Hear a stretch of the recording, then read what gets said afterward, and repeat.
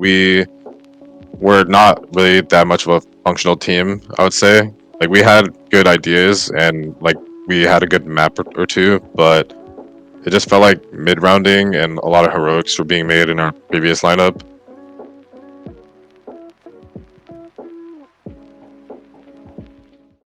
Hey guys, it's Pedro back with another interview covering VCT America Stage 2. For this occasion, I'm here accompanied once again by Chet, the head coach of NRG, who are coming off of an opening stage loss to Sentinels to start off with an 0-1 record, but 3-4 overall in the VCT America season. So, Chet, really do appreciate you taking the time.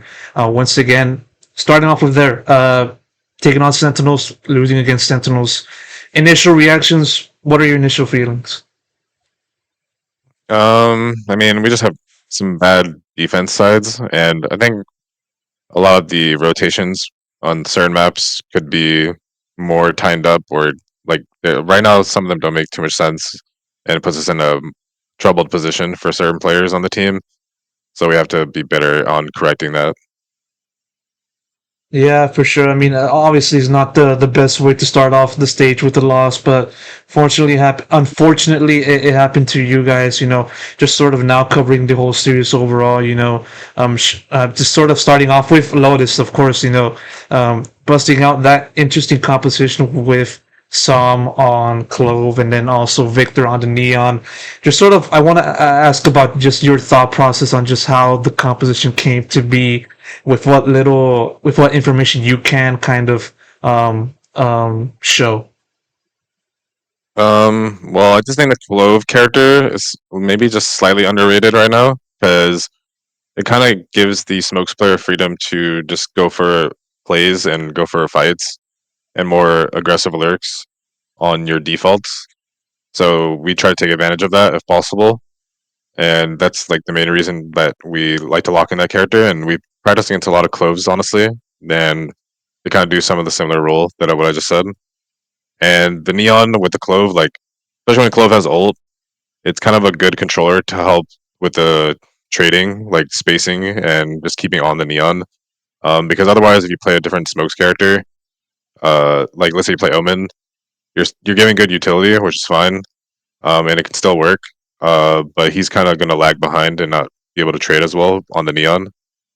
So we just favored of having the scaling with the Neon, and that's why like Clove was good for us. And the Neon, we just like the opening plays that you can do.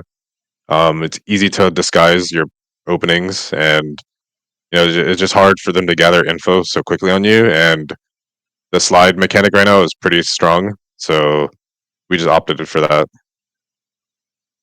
With what you described about that, then you had to counter that with Deadlock Cipher and the things that Sentinels presented to you guys. Sort of a two-parter question. What was your impression of Sentinels composition and what they kind of displayed to you guys? And looking over at the other side of the coin, back to you guys, what do you think kind of made it difficult for the team to execute the composition to its desired display? I think their comp was pretty good. Um, they were able to get a lot of space on us that I think we might have given them freely on A, which caused us issues. So maybe that's on our end. That's our fault for letting that happen. Because once they actually get in a site, their post plan gets pretty strong. They have sensors and barrier for like different positions. I know John QT, or I think he was the Deadlock. He will just have post plan lineups with his ult. So it interrupts our retake. So once they actually get in the bombs like position, they're in a good spot. Just getting there is a little bit more difficult for them. We just, like I said, I think our rotations on our defense made it a little bit easier for them to get the space they wanted. And honestly, they had the same issue. Like we kind of got the space kind of free as well on them, so it made it difficult for them to have like a really good defense, even though they have two Sentinel. I think the one thing they had going for them that was really good though was their C hold was like really strong because they're doubling up with like a Cypher plus their sensor, and sometimes the tether would come in, makes it like really hard to entry unless you like bait out the utility. So if we did a better job maybe at getting the utility out, or just like push pulling on the map, maybe it would have been a slightly easier time, like getting those lurks off too at the same time. Now pivoting over to map two, of course, I mean, initially it seemed like Sentinels were just going to walk over you guys and just end the series at around a 13-3 display. But of course, you guys came back and just forced overtime. But unfortunately, Sentinels then took overtime. But still, covering the second half, just sort of what allowed the team to just kind of extend the map, so to speak.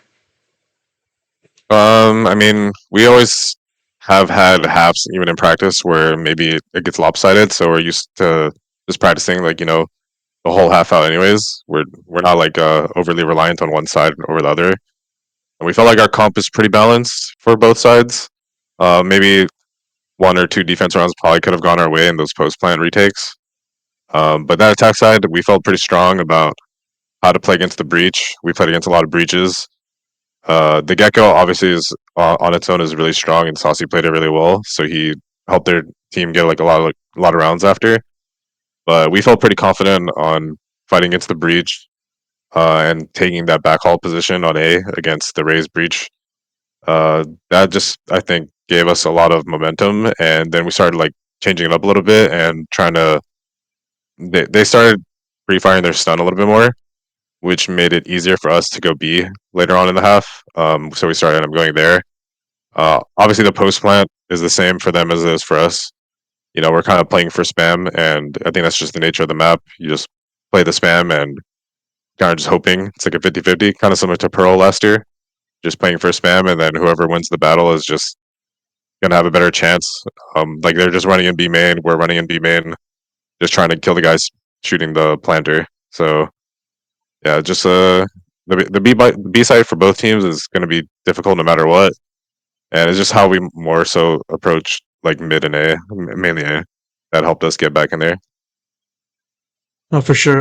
Really appreciate you giving us the insight on just the nuances and how you perceive the series. Want to pivot towards another topic. Of course, I'm gonna have to talk about just the return of FNS and s0m into the squad and just having to work with them. After initially starting out the season with Demon One and Marred. I talked to a few people within the team before the start of Stage Two, namely s0m and Ethan, and they gave their input as to how you guys approached Finesse and s0m,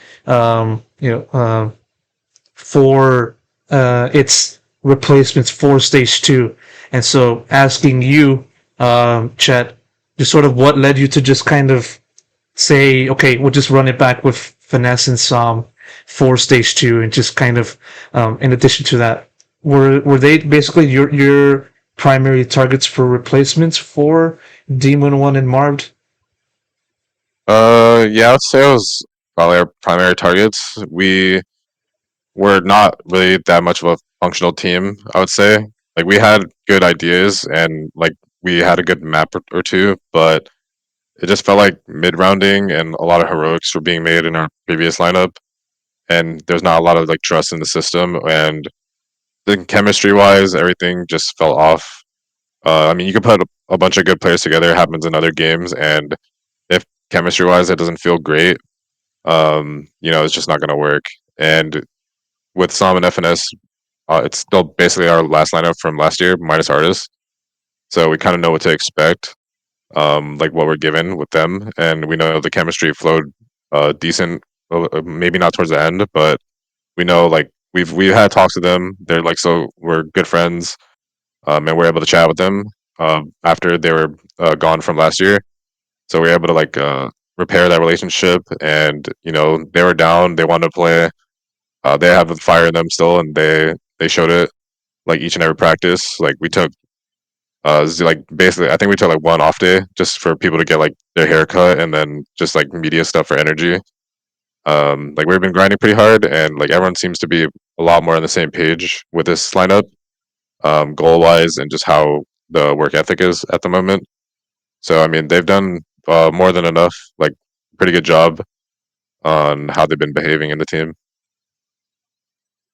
That said, despite just because of losing to Sentinels, you guys are put into a much more difficult position to reach playoffs, and then also try to make champions because of course that's the goal for you guys at the end of the day. You know, how do you think it'll be, or how difficult do you think the road has now been? You know, because of losing to Sentinels and just having to focus on the likes of G2 Crew and C9. You know, going forward. You know. Oh, I mean, the road was difficult even before the Sen game. Like we're playing a lot of good teams, in my opinion. So we just have to be really tight and decisive in the comps that we want to play. I mean, there's a good chance we could change whatever we did this week, the following week. We just have to be more decisive and just. I think we lack a little bit of aggression at the moment, and we could solve that just by practicing and making it more goal oriented during practice of having that. And I would feel more comfortable in our road for that. And because of the fact that you guys are going to be facing G2 and Crew Super Week, I mean, it sort of makes one feel like this is the critical point, the most critical point of the team. Do you kind of feel like that's such as well? Yeah, I mean, we those are 2 out of the 3 games we have left. So, I mean, if we don't win both, then it's devastating for our season. Yeah, for sure. And just sort of now, sort of now covering those two teams, you know, just sort of your impressions on how they are. You know, G2, of course, you know, coming off of a top three showing in Shanghai and the Crew impressing in stage one. Just sort of, what's your impression of those two teams? I know G2. They have really good structure with Valen, and he knows how to push pull. I know he likes 3 bomb site maps. He's pretty smart. Like it's a game that's going to be a lot of like wits when we play against them. Crew, same thing. I would say like they had a pretty strong regular season. They went 5-1 or something like that, which is like pretty impressive. Like no matter who they played or whatever they played, they look pretty tight these days compared to previous years. And Kesne is like always on good form. So I think they found a good system for that works for that team. So I mean, we just have to also be able to match those systems because I mean, if we fall behind, like we're a new team compared to both of them, even though we're technically kind of the same roster as last year. We just have to like find the identity we want to play. Also, like within these patches, like make sure we're on top of like the meta. Like we're not always like there's no formula to copy. You have to just figure it out yourself. Hopefully, you guys are able to do that in next weekend and also everything else after that. Chat, once again, thank you so much. Really appreciate you giving me the time for another interview. Really appreciate it. And of course, best of luck goes to you and the rest of the team going forward. Thank you.